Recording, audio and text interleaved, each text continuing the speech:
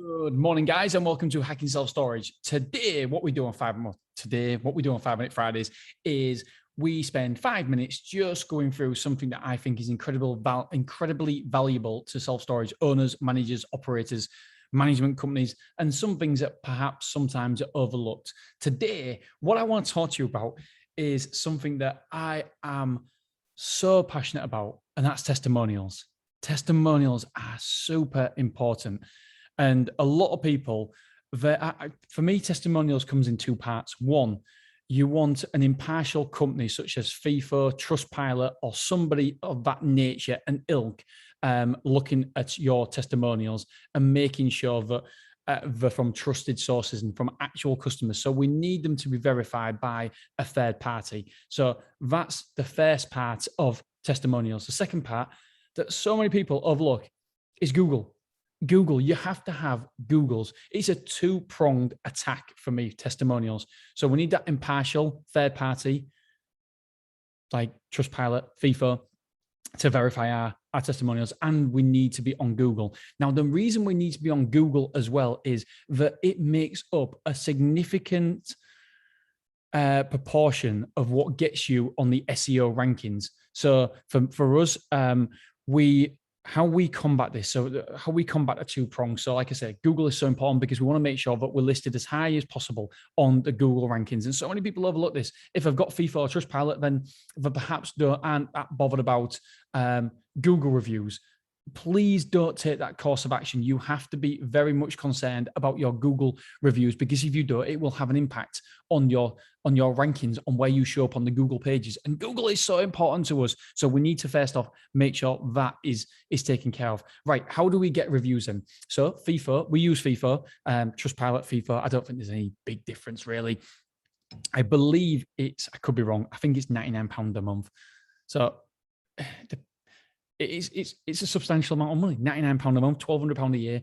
So yeah, it's a fairly big amount. I think we've got over 250 FIFO reviews, because what we do is that when somebody comes into our facility, we have it automated so that as soon as they come in, they are sent an email. We also make sure that the customers are aware they're going to get an email from FIFO, because we don't want the customers just getting an email from FIFO and thinking, who the hell is FIFO? I don't know that, and just not opening it, deleting it. So we need to let the customers know that they will expect an email from FIFO. It's just asking for a review. It's a third-party site that asks for reviews, etc.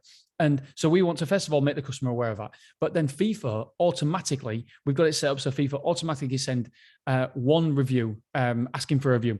And then if you don't reply within a couple of days or do a review, we send you another email reminder just to make sure. And Barrett, just so you know, most people don't leave reviews, but it's worth having a follow-up. So the initial follow-up and then a follow-up to the follow-up. So we have 2 emails sent out for FIFO. What we also do as well, when people leave, we also ask them for a review. Depending if they've had a good experience with you. Obviously, they've got to have a good experience. They're very, very small, minute customers that have an issue. I don't know, maybe an insurance claim, the less than 1% who don't have a normal experience with you, then I certainly wouldn't ask them for a review. Don't ask them for a review, because if you do, you are inviting questions. You're inviting negative experiences to be vocalized on social media, on a review site, on Google, and we don't want that. So I would not ask somebody who hasn't had a tip-top experience. Mostly, it's 99% of people have a great experience with me, you, in our self-storage facility. But what we do is when they're doing a move-out form, and remember, some people don't actually move out, don't actually go in to see you when they're moving out. It's not such a move-out form, but move-out meeting or whatever it is, I don't know. But some people come and see us. So what we do is we let them know there's going to be an email come, and we're going to ask them for a Google review. Even if they don't come in, even if they just leave, like the majority of people leave and don't come into the office or anything, you just leave and that's it, then we always send out 2 different emails as well, because obviously the first email, it can be missed. So we want them to actually know how important it is for a Google review to help our rankings, etc. And then we just send up a following email. So we send 4 emails to every single customer asking for a review, and it's produced amazing results for us. And I'll tell you something, I've just thought of something else that's really, really important as well. So for us, 4 emails asking for reviews, and it's resulted in 137 Google reviews and 264 or something like that FIFA reviews. So we've done really, really well with our reviews. But bear in mind that most people won't leave you a review. Social proof is so, so important. Once you do get that social proof from FIFA, from Google, you have to put it on your website. You have to put it everywhere on your website. You've got to keep it updated. You can have some plugins on your WordPress website where it continuously updates with FIFA reviews. What we've got is we've got an icon on the right-hand side that says FIFA reviews. And you can actually click that and you can go direct to the FIFA website and you can see all the latest reviews. We like that. I like that. But also what you do want as well, you want it automatically updating on your website as well. So people know that you have got good reviews. It's a trigger. It really helps you convert better. People like to see social proof. I like to see somebody's had a good experience. And reviews are becoming more and more important as time goes on in this digital era. We have to now have something in place, some tactics where we actually actively go out seeking for reviews, and the storage facilities that aren't doing this, I promise you, you are leaving money on the table. And also, just a little sidetrack as well. I've been recently asked to, I owed somebody a favor. So there was buying a self-storage facility in Birmingham, can't tell you where, but somewhere around Birmingham area. And they asked me to do not a feasibility study as such, but just have my thoughts on it. And I was looking at other customers, other competitors, and I was looking at their reviews. And you know what?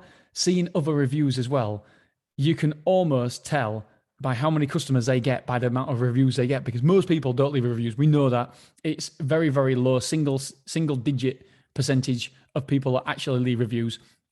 And so when you see a facility with 10 reviews or 150 reviews, you know that site with 150 reviews is busy. You know that there's customers. You know there is definitely customers going in and out of that facility. So you know that there is room. They have some traffic. They have some form of traffic. They have some form of customers. So you know it's a very popular site. So therefore, it's got to be a tick in the box of, yes, let's go there. Let's do this. There is enough.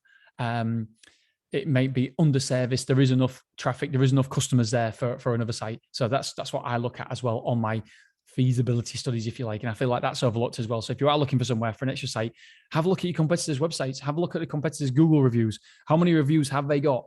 If it's over the 100, then you know that is a very, very high traffic facility, because otherwise I wouldn't get that sort of reviews. Even if I've got, 50% of them are fake reviews, which is very tough to do, very, very tough to do, then it's still a pretty decent site. All right, my friends. So don't forget your reviews. Don't skimp on this because it's so, so important. And what we do as well, we offer incentives for our staff to get reviews.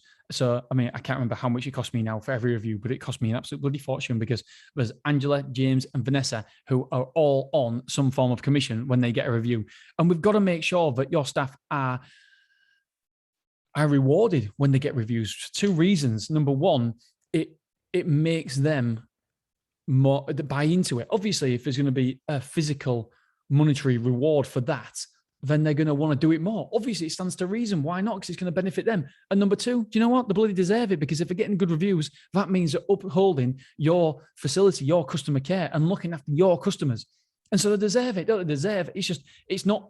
I don't look at it as a bonus for that one review. I look at it as a bonus for looking after the overall customers that we have in our facility, because they haven't just looked after that one customer well, they've looked after the whole amount of customers we've got, because they never know who's going to leave a review, who's not going to leave a review. So for me, that is very, very important. Reviews are so often overlooked, but it's vital. It is vital. FIFO, Trustpilot, and also your Google reviews as well. Google reviews are critically important. I would perhaps say that Google reviews are more important than FIFO reviews, because FIFO reviews do not have an impact on your SEO rankings, where Google reviews do. And so that's why if I had to choose one, I choose Google. And it's £99 cheaper, or £97, whatever it is. And it's cheaper. So there we go, my friends. Don't overlook your reviews. Make sure that you have a strategy surrounding how to get more reviews, testimonials, and put them on your website as well. Put them on your website. Make sure you shout it from the rooftop, because you deserve it, don't you? If you've done a good job and customers know, and customers have actually give you that testimonial, then make sure that you actually put it on your website as well. Oh, one more thing before I go.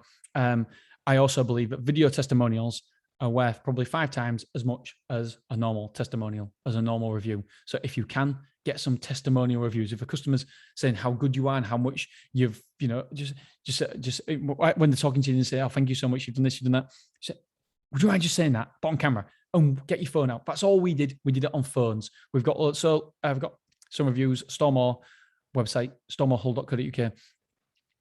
We've got loads and loads of video reviews on there as well. So make sure that you swing out your phone and make sure you get some video reviews, because I think they are worth 5 times more to potential customers than normal reviews. All right, my friends, that is it. Have a wonderful, wonderful weekend. I really enjoy doing these podcasts. Thank you for listening to me babble on about reviews for 11 minutes. Testimonials, they're so important. All right, guys, girls, have a great weekend. I'll see you soon. Bye.